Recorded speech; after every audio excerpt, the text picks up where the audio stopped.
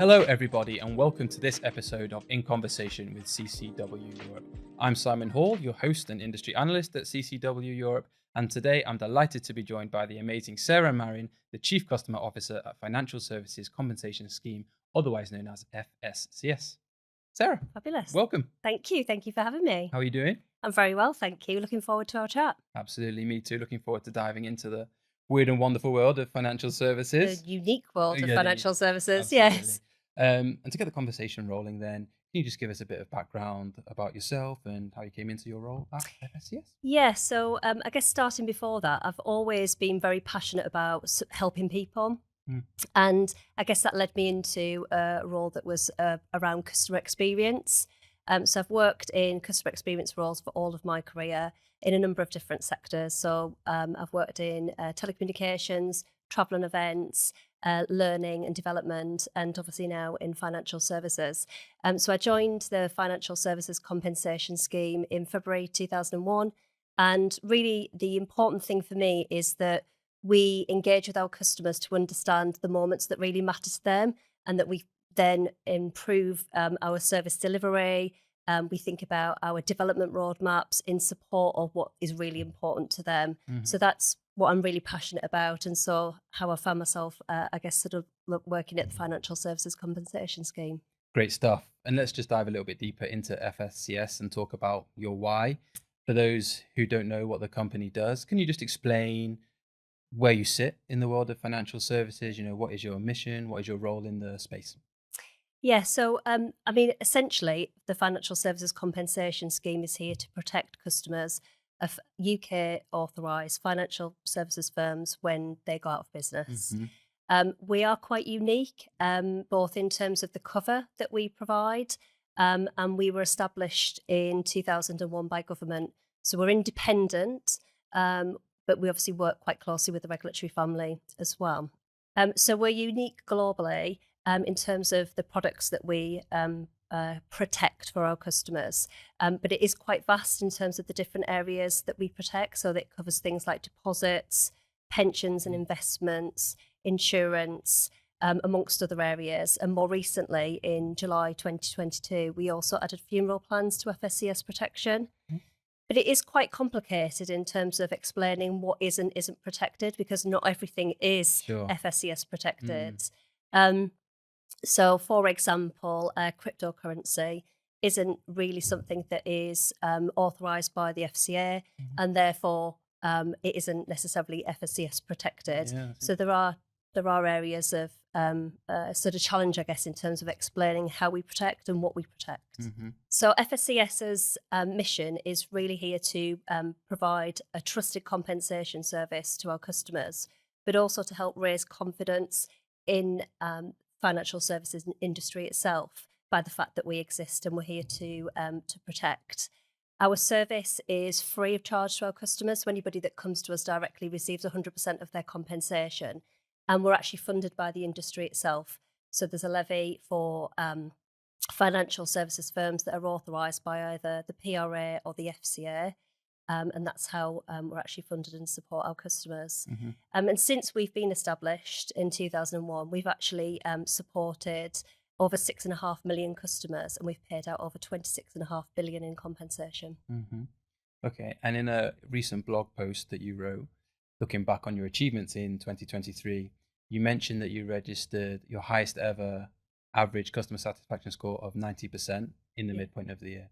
So, how did you or how do you Yeah. achieve such a high score given that people are coming to you in times of crisis? Yeah.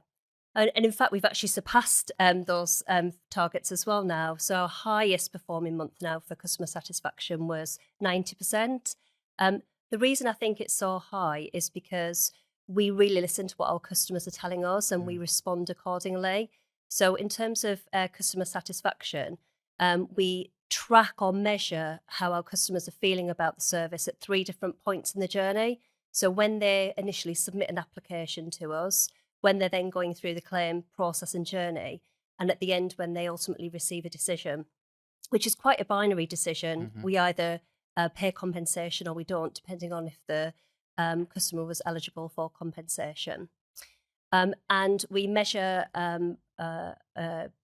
customer satisfaction in 3 different areas. So satisfaction itself, but also trust and effort, because they're really important to us as an organisation. Linking back to our mission, it's really important that we provide a trusted compensation service to our customers.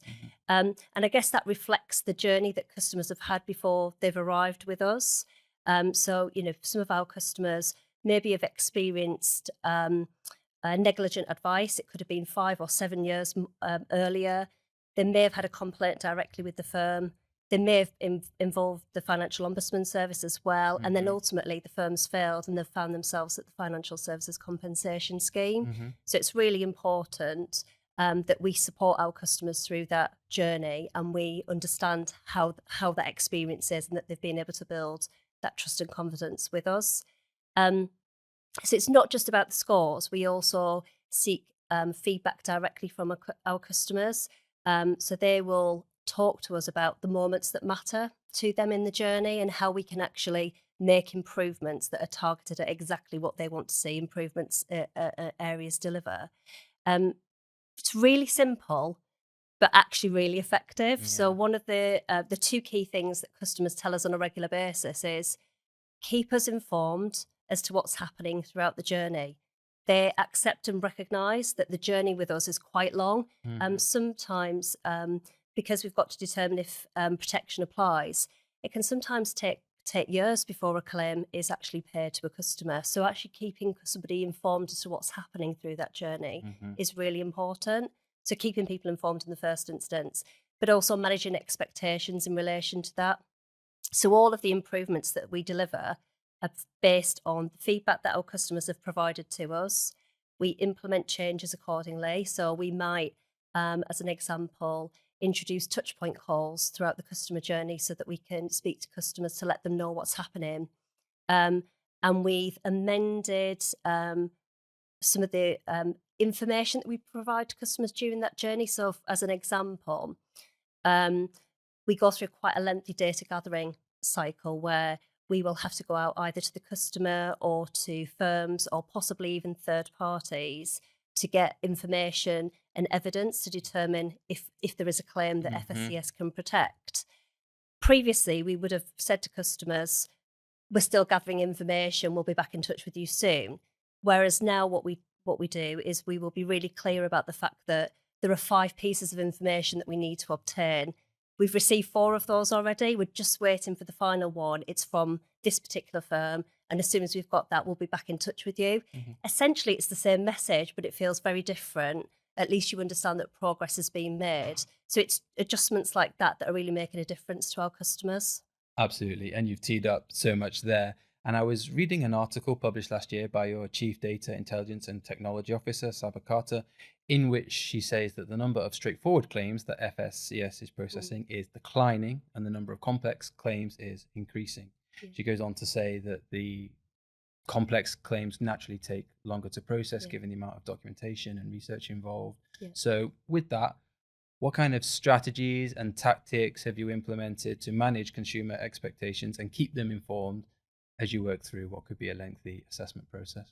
Yeah, I mean, it's absolutely right. Our complex claims have actually more than doubled in the last 5 years. So we tend to see now pension and investment claims, particularly pensions, which is quite challenging for our customers on the basis that it's their life savings. So if you've lost that money, recovering it is really important to you. And a lot of our customers are at an age where they don't have the remaining years of work to actually make up any deficit that may have occurred. Yeah. So that's right. It is more complex, and we also see that the number of investigations that we need to undertake in the first instance to determine if FSCS protection actually applies is also increasing. So you've almost got complexity in 2 areas, both in terms of determining if protection applies, but also then when it does, the types of claims that we're processing are much more complicated as well to sort of see through to a conclusion. So there are lots of ways that we look to support our customers through that journey. And there are 3 really key steps for us. There's first of all around prior to receiving claims. So when we are when we identify that a firm is potentially going to fail, we will provide as much information as we possibly can to potential customers. So Mm. we'll use things like press releases to update customers, or try and reach as many customers as we possibly can to let them know that something's happened and it's Yeah. within our area for investigation. We'll also provide updates on our website so that customers know what's happening. And where we can, we'll actually work with the insolvency practitioners to determine the customers of that particular firm as well, Mm. so that we can not just have generic Sure. communications in the public domain, but we Yeah. can actually contact customers directly. And where we can do that, A, they understand what's happening and what the journey is going to look like, but B, it means they're more likely to come to us directly as well, which again ensures that they receive 100% of compensation. Hmm.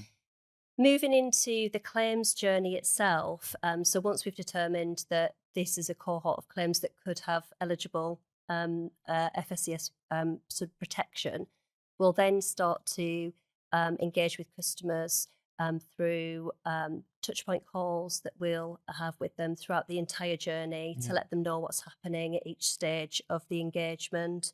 We will look at how we can support uh, more detailed information and updates. So similarly to what I mentioned earlier in terms of being a bit more specific about what's happening at that point in time. And they also have access to a portal. Mm. So at any time, a customer can go and access their information and get an update as to what's happening. Hmm.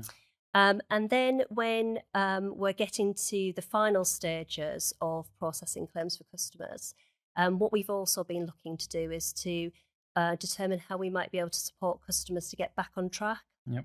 So we know that customers will have more than one financial product. So they Yeah. might be in touch with us about one, but Sure. they're likely to have many. Yeah. And so we want to signpost customers to think about what the next steps would be. So at the point that you do receive compensation or thereafter, what do I do with that money? Yeah. So we might, for example, direct customers to make an appointment with PensionWise so they can think about what they would do with the compensation once they've received it. So Hmm. there's lots of different engagement strategies that Sure. we have to support customers throughout the journey. That's great.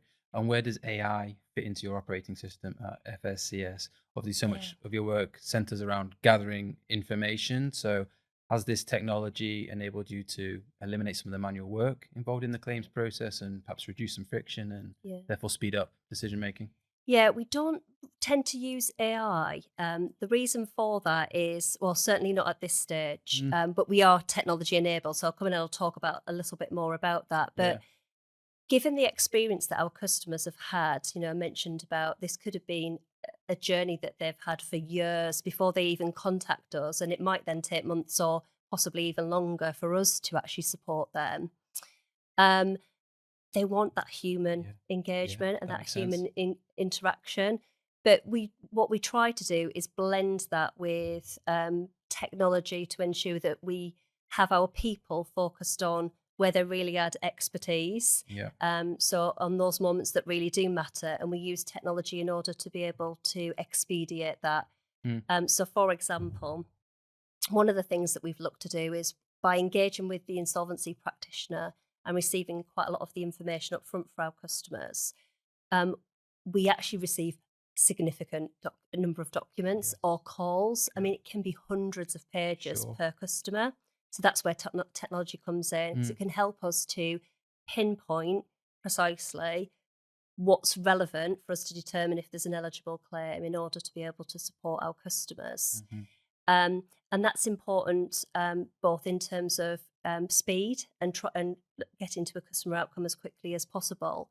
But what it means is that we're using almost in a co-pilot capacity. Mm. Technology is finding the information and Sure. directing our Yeah. experts Yes. to where they need to look to be able to determine if they can support a customer Yeah. or how they need to support that customer.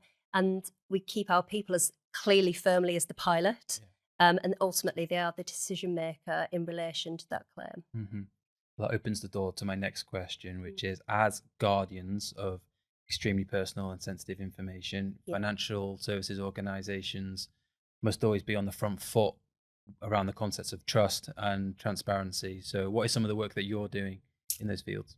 Yeah, I mean, trust is really important to us. I mentioned earlier Yeah. that in terms of thinking about our customer satisfaction, we do specifically ask questions in relation to trust, and we have really high trust scores, actually. It's not unusual for us to be having sort of 80, between 80 and 90% in terms of trust scores. Right.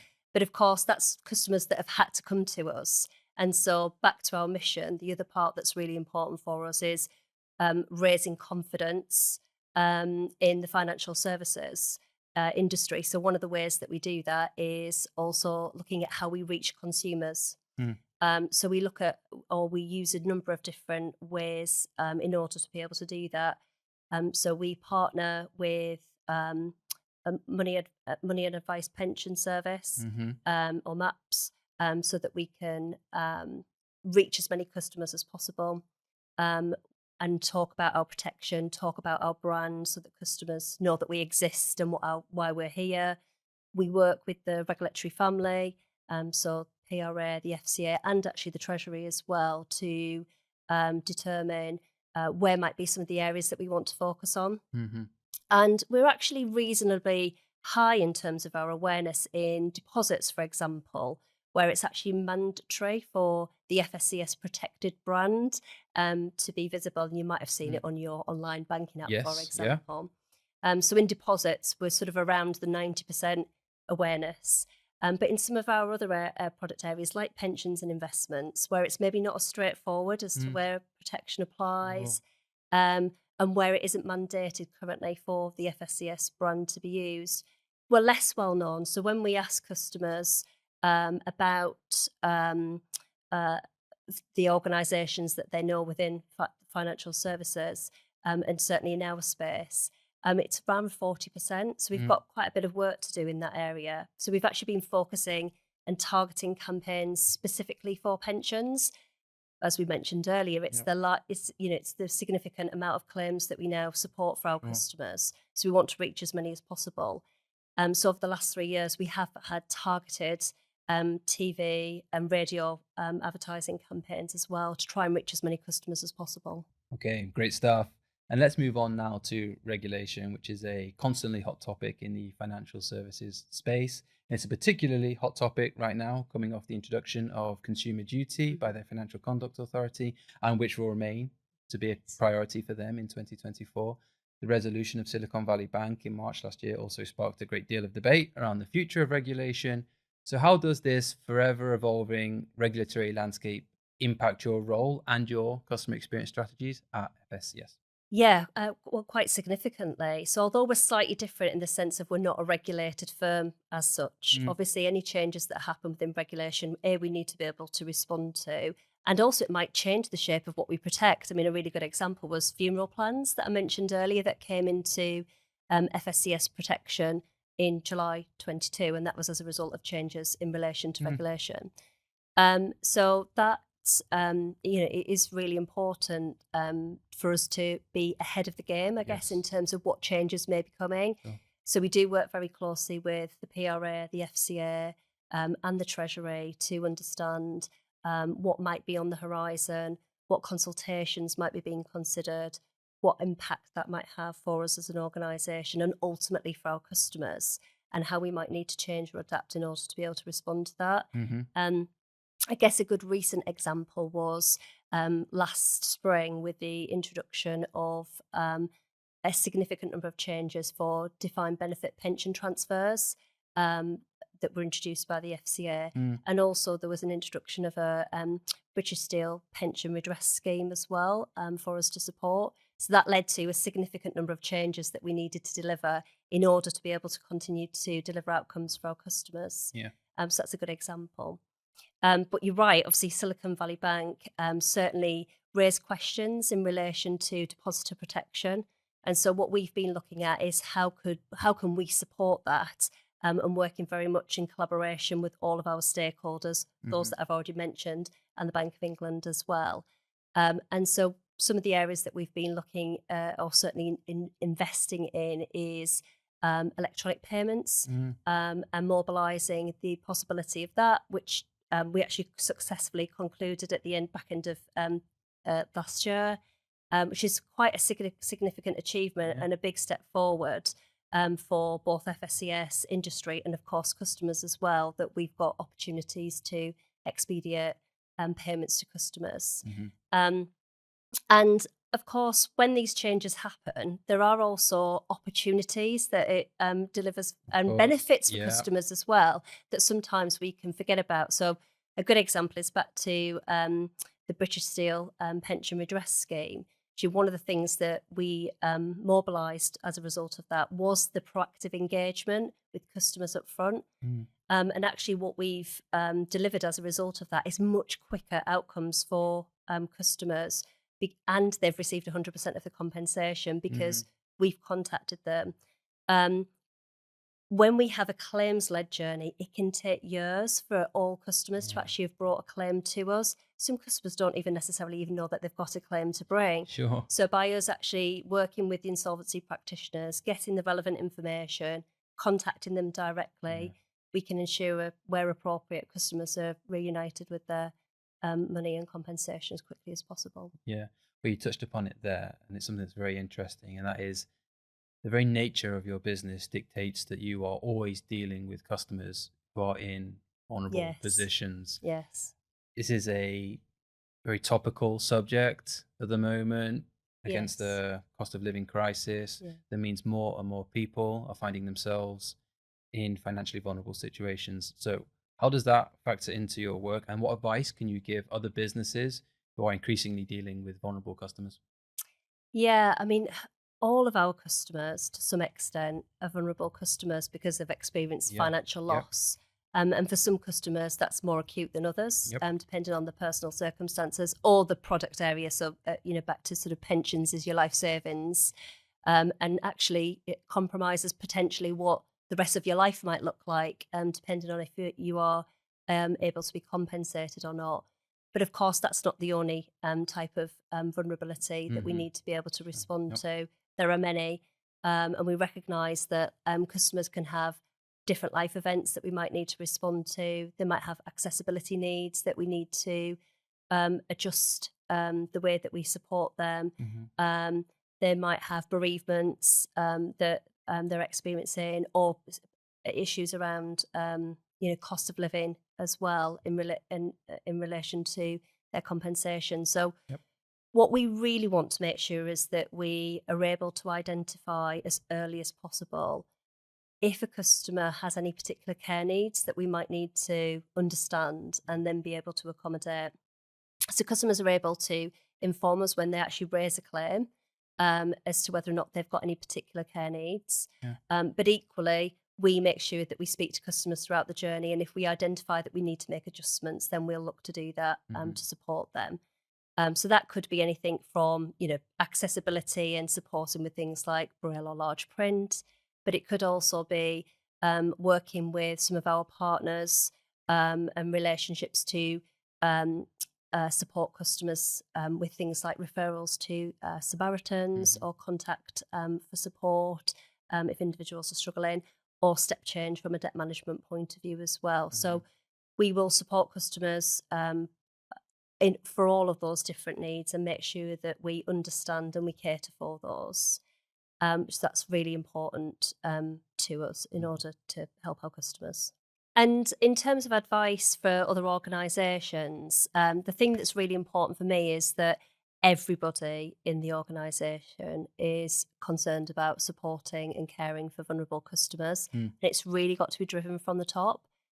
So ensuring that it is a board agenda item, that it's discussed in conjunction with other customer experience targets and performance is really important, because I actually think that having that focus from the board and from the executive team drives investment in the areas that we need to in order to be able to support customers, and ensures that we continuously innovate and deliver the right outcomes.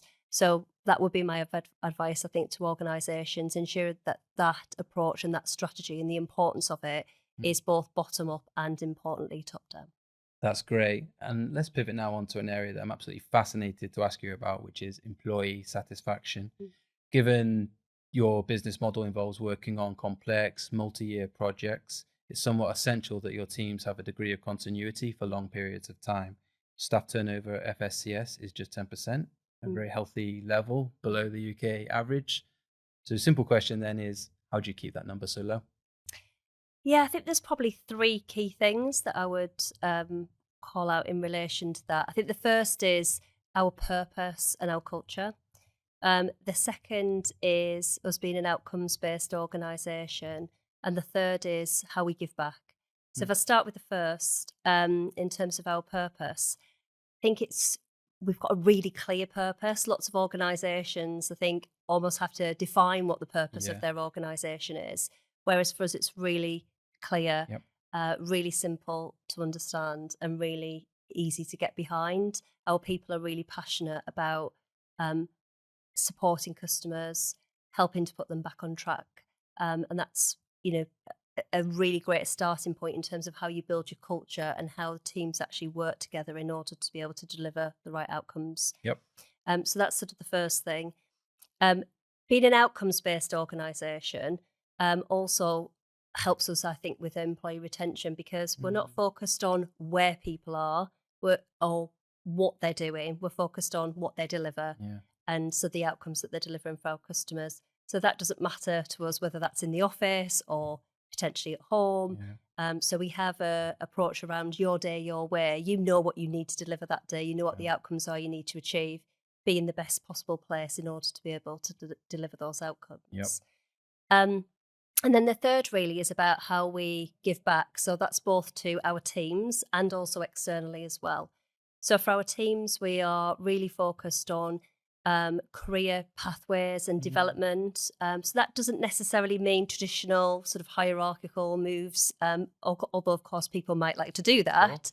But it's actually identifying areas where there are transferable skills across the organisation so that people can see where they may be able to expand their experience within the organisation, Yep. and that helps obviously with employee retention.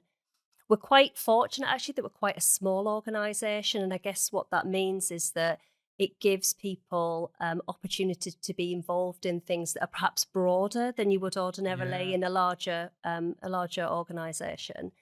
And that enables us to give our people really the agency to be involved in the key decisions that we make and really feel that they're empowered to be able to do that.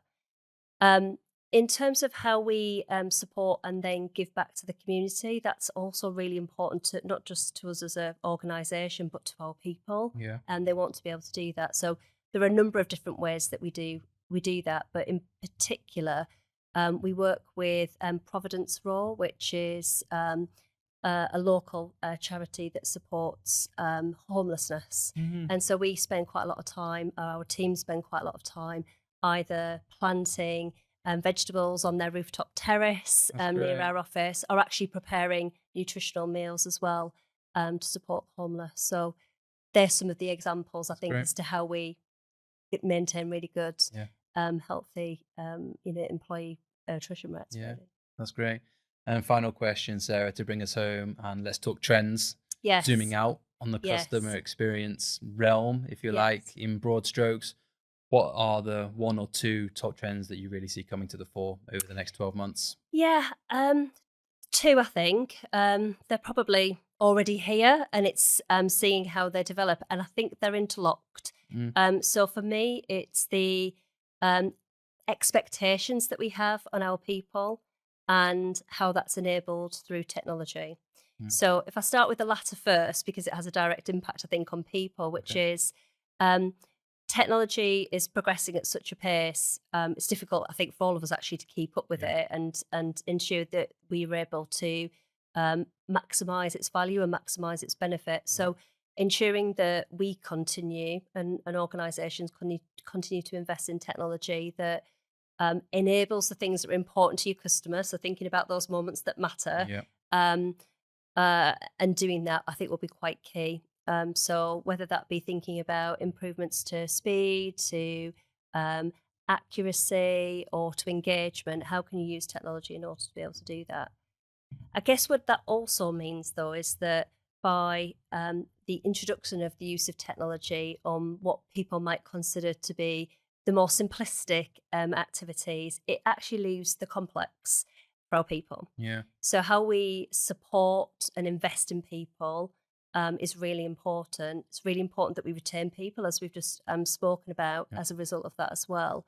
But actually how we will enable our people to sort of step into an environment, particularly those that are new into an organisation, that the things that you may have started to work on and learn and develop are actually now managed through technology. Yeah. So you're actually starting at a different pace. So how do we help people to be able to do that, retain the knowledge, and deal with both the complex queries, but the complex products and services that we support as well?